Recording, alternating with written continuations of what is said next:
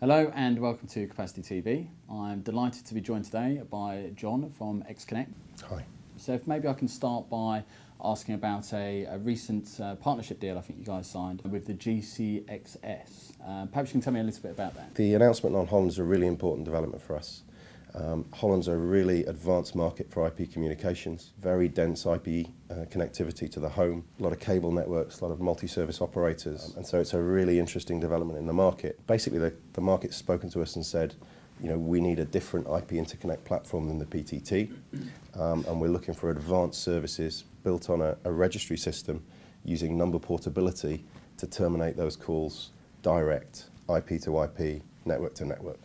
And so we've partnered up with GCXS to deliver that solution.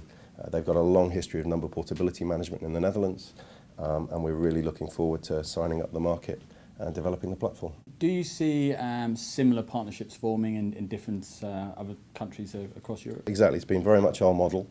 So last year we went public with D6 in Frankfurt, where we launched a similar solution to the German market.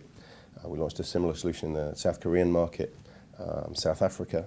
And so we look to provide the technology and our interconnect infrastructure to partners in different markets around the world to enable them to launch the service to their customers. That's really a key route to market for us. And how do you see your business evolving, say, over the next sort of 3 to 5 years? So for us, the really important thing is the new technology. So it's around not just the plain vanilla sessions of voice, but it's around higher value services. So really important for us is video, and providing video as an interconnect infrastructure between the different networks.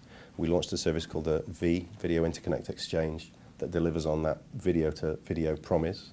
But as we move forward, it's going to be about rich communications. So IM, presence, and all the new services that are developing in the retail market.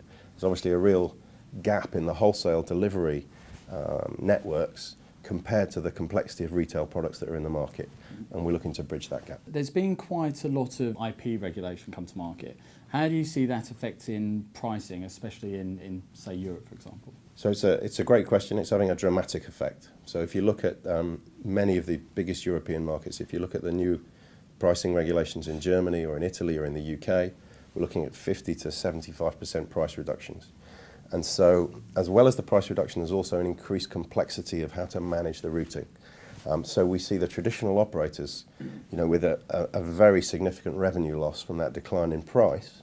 And as well as the decline in price, there's a vastly increasing complexity of routing.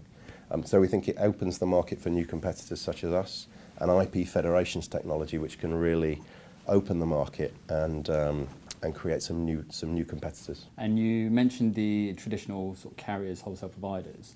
IPX is obviously a big buzzword at the moment.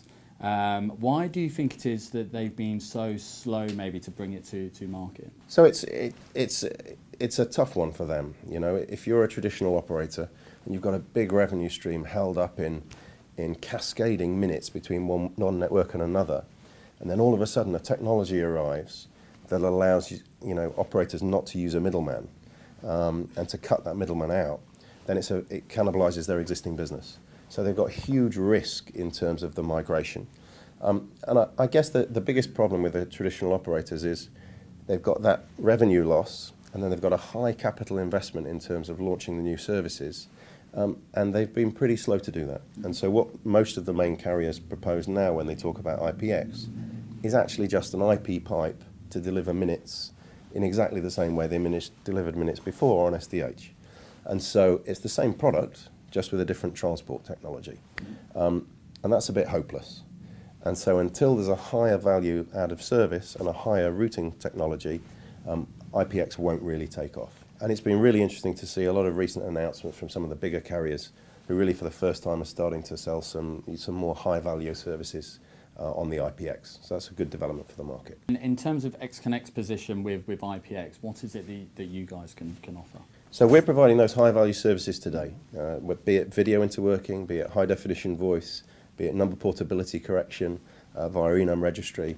We're out there, we're live today in our federations, and you know, we think we're blazing the trail for new service providers. So you know, we're trying to add to that value in terms of new product and not just the traditional capacity-like solution. John, thanks today for joining us on Capacity TV. Always a pleasure. Thank you.